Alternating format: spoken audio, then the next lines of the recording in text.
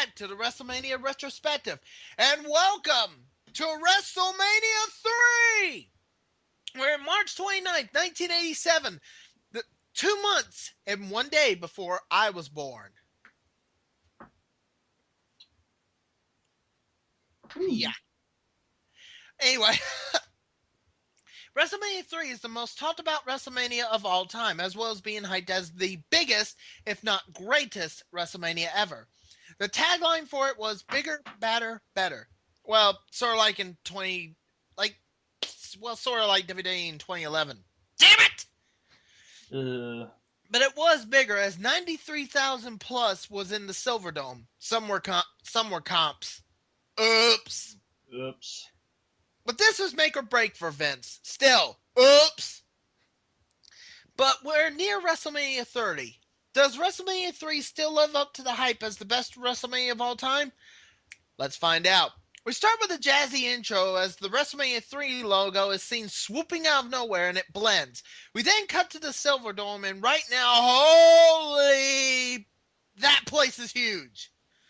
But it's already 50 times better than 3 venues at once. We cut to Vince bellowing out his famous Welcome to WrestleMania 3 intro as he introduced us to Aretha Franklin, thank you, as she sings America the Beautiful. This would not be the only time Miss Franklin would sing at WrestleMania, so for you first-timers, keep your eye out on future installments.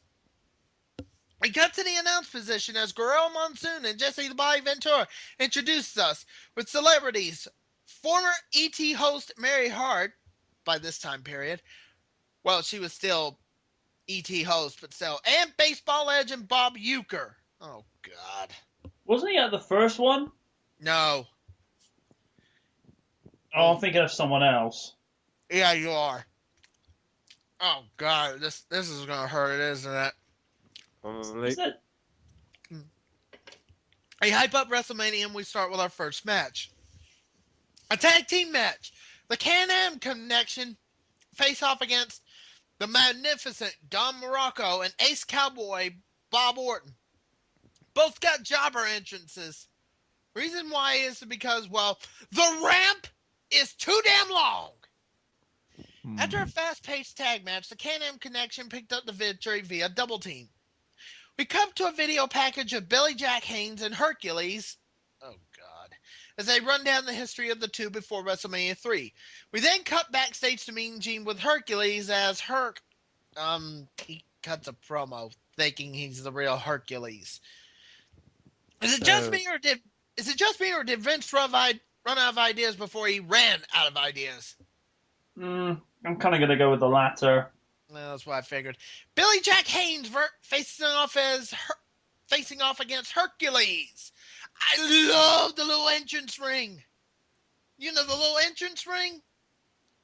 You don't know what I'm talking about, do you? No. The little entrance rings they roll out in. Oh, yeah. Oh, yeah. Yeah, there you go. We need to see those again one day. No lie. After a mid-paced match, both Herc and Billy Jack are counted out. Goody. It was an okay match, so it deserved a double countout, but Herc isn't done yet as he gives Billy Jack a chain to the head, causes Billy Jack to be busted open. Herc mocks Billy Jack, locking in the full Nelson, and lets go. Yeah, grounds for calling Herc a pussy. Backstage with Mean Gene and King Kong Bundy. Eesh. What a fall for Bundy as he gives a short interview. I mean, fuck. Wait a minute. As he gives a short interview. Oh, fuck. That was a double standard. We cut back to the announce team for a second. I don't know either. As Fink announces the wrestlers, Mean Gene interviews Hillbilly Jim and his friends. Again, a short interview. I mean, small. Damn it. You'll see why in a minute. 6-person tag match. King Kong Bundy, Little Tokyo, and Lord Littlebrook faces off against Hillbilly Jim, Little Beaver, and a Haiti Kid. What? This won't be a short match. Oh, come on! Oh, it wasn't a short match. Oh! It was a 4-minute match. as Bundy gets himself DQ'd for breaking the rules in the mixed tag match by laying his hands on one of the small wrestlers. I seriously need to come up with a better way to say this. MJ, you got anything? Stupid. No, I mean a better word than little, short, midget, anything. We got to care about the little people. No, that's just made it worse. I know. Staturally challenged? Okay, we'll go with that. Less The rest of offensive. yes, it is. We here at Raw Down Rebound apologize. First off. We, however, don't apologize to the factions of Johnny Ace. The rest of the little people Ah, save Little Beaver from a splash as they turn on Bundy. Doesn't matter, Jim and his team wins. By the way, this is the last time we'll see King Kong Bundy for many years. Don't worry, he'll have one more WrestleMania, I think. Backstage with Mary Hart as she interviews Liz and Macho Man Randy Savage. Mary doesn't want to interview Macho Man, instead wanting to interview Liz. But yeah, it does not go well at all. Special video package with Harley Race and the Junkyard Dog as it builds up to the match here. We cut backstage with Moolah, King, Harley Race, and Bobby Heenan as the three trash JYD and praise Harley Race. We cut back to the broadcast position with Bob Uecker leaving. Yay! I can't stand the guy. I don't know why. We get an interview with JYD as Harley Race is entering the ring. Short but sweet. Junkyard Dog faces King Harley Race for the crown. Yes, Moolah is still women's champion. No, she isn't defending the title at WrestleMania 3. Logic? I don't know. I wrote on here, I know we had King of the Ring for King of WWE, but there was King of the Ring before the actual pay-per-view event. Semi-short matches, Harley Race, with help from the ring, gets the pin, which means JYD must kiss the feet of the king, but instead, he crowns him with the chair. BAM! JYD takes the robe and leaves. Vince McMahon is in the back with Hogan as Hogan cuts a promo like Hogan. Ugh. He says he'll beat Andre, and he almost shows emotion. Yeah, hell's freezing over, man. Hulkamania is not the purest truth there is. It's more of the biggest snake oil lie ever. But when you were a kid, yeah. As they announce the combatants, backstage interview with Johnny V explain why Dino Bravo is there.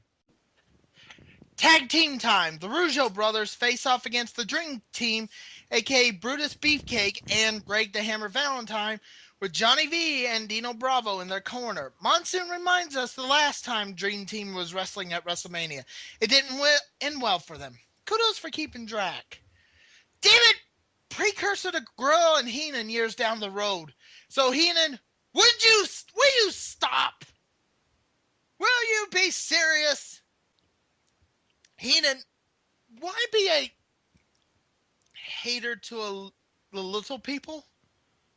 Ugh. Oh, God. Weasel. Let's move away quick. Thanks to a cheat by Dino Bravo, the Dream Team beat the Rougeau brothers via pin. Wait, Brutus didn't like how it went down? Face turn, maybe? maybe indeed. Video package of Adrian Adonis and Roddy Piper. Their build to WrestleMania 3, and it's an okay package. As they come out, backstage interview with Adrian Adonis as he pretty much hypes the match.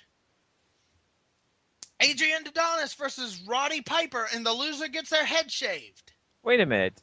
Didn't Roddy Piper lose his job last year at WrestleMania against Mr. T? No, he didn't. Huh. More Okay. he had been knocked out. I don't know. Anyway, Piper's face now. Huh. Remember, this has been a year, so. Eh. Ventura announces that. Ventura announces, ooh, what a fine speaker. Awards. Ventura announces that win or lose, this was Piper's last match. Right. Reason why I say that? Stay tuned. Piper nails Adonis with the belt. DQ? Adonis now nails Piper with the belt. DQ much? For a fat man, Adonis can freaking fly like Ric Flair. Piper using Jimmy Hart as a weapon most of the match for the lulz. When Adonis thinks he's won, Brutus is seen trying to wake up Piper. Wait, it is a face turn for Brutus. With it, Piper gets the sleeper on Adonis and wins via sleeper submission, and thus, Brutus' face turn is complete. And with it, he gains hedge clippers. What? Brutus is evolving. Dun dun dun dun dun dun dun dun dun dun dun dun dun dun dun dun dun. Brutus Beefcake has evolved into Brutus the Barber Beefcake. Dun dun dun dun dun dun dun dun. Fatality. As they shave Adonis, the crowd is going nuts, but Hart tries to help Adonis escape, Bret Hart, but fails. Adonis, after a few, is mad as hell and tries to catch Piper, but fails. And by the way, it was Jimmy Hart. I apologize. Piper wins and rides into the sunset for now. Oh, and the fan climbs into the ring and WWE keeps it in, but celebrates with Piper before security catches them. We cut back to the announce booth as Mary Hart and Bob Uecker rejoins them. Oh, God. Jesse Ventura is now at ringside. Gotta love editing. Pre-match interview with the Hart Foundation and Danny Davis. Yes, Jimmy Hart needs to lay off the speed. Or crack. 6-man tag match. Hart Foundation and Danny Davis facing off against the British Bulldogs and Tito Santana. So everyone knows, Danny Davis is a former referee who cheated a lot. This is not the first time a non-wrestle... Oh, well, this is the first time a non-wrestle will do this. Oh, wait! Gorilla coins Bret Hart's excellence of execution moniker, and down the road, we know it fits. Near end, a brawl breaks out as Davis uses an object and pins for the win. Backstage interview with Heenan and the now heel Andre the Giant. Heenan talks for Andre and he says Andre is undefeated. That's questionable in some aspects. Heenan says there will be a new world champ. Back then, I will admit he would be right. Before the match, the natural Butch Reed faces Coco Beware. And there we go. Edited theme. Looks like Fink spoke, but I don't know. 2005 WWE. Oh, wait, never mind. Fink speaks, and that's not edited. Reed beats Beware via reversal pin. Wow. Random Santana coming in and beating up Slick. Alright. He rips Slick's clothes off. Ew. Yeah, let's Awkward. walk away from that. 1987, ladies and gentlemen. We get a video package of Ricky Steamboat and Randy Savage. Pretty well put together for 1987. We start off Macho Man's promo with one of his famous lines of his. During the entrance, Mean Gene interviews Ricky Steamboat as he gives out an awesome promo. Intercontinental title time. Macho Man Randy Savage defends against Ricky the Dragon Steamboat. Yes, they're cheering for Macho Man. Damn WWE 2005 edits. New theme for Steamboat, well, we can hear Fink's old voice from 1987. Nice. After a back and forth match, a reversal does Macho Man in as Ricky Steamboat wins the Intercontinental title. Folks, I know I say my thoughts for the end, but this match is an exception. Steamboat versus Savage still holds up to this day as one of the greatest WrestleMania matches of all time. Hell, one of the greatest matches of all time. When you speak about WrestleMania 3, they quickly say Savage versus Steamboat. Perfect match, loved it from start to finish. And that's no lie. We cut backstage with Jake the Snake Roberts with Alice Cooper. Oh boy. He did an okay promo hyping the match as they show a short video package between Roberts and Honky Tonk Man. We get another interview with Mean Gene as he interviews Honky Tonk Man. Short promo, etc. Before we begin, Jake cheap shots Honky Tonk Man from behind and the match begins. The crowd is chanting DDT most of the match, but right now it's more of a rest period match for the crowd. The Honky Tonk Man wins via Kelly roll. Oh, wait a minute. No, we can't use that. The Honky Tonk Man wins via roll-up and hand and hand on the ropes. Honky Tonk Man runs as Jimmy Hart is still in the ring. Jimmy Hart gets triple teamed by Jake, Alice, and the Snake, but Honky Tonk Man rescues Jimmy Hart after the Snake grabs him. We cut back to the ring with the Fink as he introduces Mean Gene with a special announcement. Mean Gene says that the Silver Dome broke the record at the time of 93,173 people in the Silver Dome. The record would be broken down the road. Tag team match. The Iron Sheik and Nikolai Volkov faces off against the Killer Bees. Damn, they got too many damn managers. Soviet national song from Volkov. Time's ticking. Wait! Hacksaw Jim Duggan stopped Volkov from singing! Ugh, finally. The Killer Bees come out. Well, thanks to Jim Duggan. Iron Sheik and Nikolai Volkov wins via disqualification. Nice job, dumbass. Interview time with Andre. Andre's speech is starting to slur a little. Some say he was drinking, but his health was beginning to fail him. Heenan speaks for him again. We get a video package of Andre and Hogan that dates back to 1984. He goes through some Saturday night's main events and how Andre turned heel. One more interview from Hulk Hogan, and he just goes Hogan and he says this and that. Whatever. God, Hogan sounds more of a snake oil than actual snake oil merchants. Bob Uecker is the special guest announcer for this match. He introduces Mary Hart as the special guest timekeeper for this. No special guest ref this time. Main event time! Hulk Hogan defends his WWE title against Andre the Giant. Andre almost winning the belt by a Hogan mistake, but Hogan survives. Hogan gets some leverage, but Andre catches him with a boot and Andre gets back to work. After Andre is finally knocked down, Hogan begins to do his usual crap. Oh boy. He slams the Giant, which shocks everyone. Leg drop, pin, and Hogan retains the title. Rest of it is Hogan doing his usual pose down. Hogan leaves via one of the mini rings as he keeps posing. We cut back to the announce position once more with Monsoon and Ventura as everyone begins to leave. They give their thoughts on the whole event. They say their goodbyes from the Silverdome with Miss Franklin as highlights are shown of WrestleMania 3 as WrestleMania 3 comes to an end.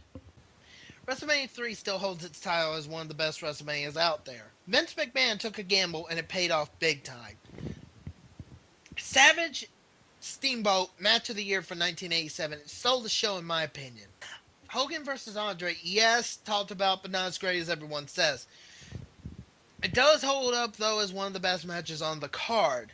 WrestleMania 3 gets a 10 out of 10, still holding up as one of the best. MJ, what are your thoughts? From what I remember from highlights of Mania 3, it definitely had a much grander and more expanded presence than the previous two. Because the first one, it was a gamble either way. Second one was like, okay, let's experiment, see what this works. But the third one was like the first glimpse of what was to come from the former World Wrestling Federation that would later take the wrestling world by storm even further. And when you see the caliber of matches, as you mentioned, with Ricky Steamboat taking the Intercontinental title away from the Macho Man, you know, there were people from years later that were inspired by Macho Man and Steamboat. Steamboat inspired Y2J Chris Jericho. And again, as people say, Hogan Andre, it's a good match, but it's a footnote in my honest opinion, because if you were to try and put a main event in order of the awesomeness in a match, then Ricky Steamboat and Savage would have been the main event without question. Mm-hmm. A good event, a very good event. Elman, your thoughts? WrestleMania 3 works because they knew who would work together, and as said, Ricky Steamboat versus Randy Savage was pretty much the best match of the show, in fact, and probably one of the best matches in WrestleMania's histories. It's because they knew that Ricky Steamboat and Randy Savage would work together well. Hulk Hogan Andre the Giant was the main event, and true, it was a good match, but not the best. It was a case of it was a case of WWF or at that time wanted to try and to up the ante over the other two WrestleManias. It pretty much works, and it pretty much works well for them, and it's still considered to be remembered as the greatest WrestleMania of all time. Well, this closes out for what I like to call the beginnings chapter of the WrestleMania Retrospective, where WrestleMania took baby steps into becoming the mecca of events. The next time we join you, we start our next chapter. We load the spaceship up with the rocket fuel as we hit the casinos for WrestleMania 4. As we begin the rise of the Warrior. Mm-hmm. Load the spaceship up with the rocket fuel. Load it up on the wall. Until next time, I've been the Oni. I've been the Knight. I've been the old man. We'll see you next time for the WrestleMania Retrospective. And we're done.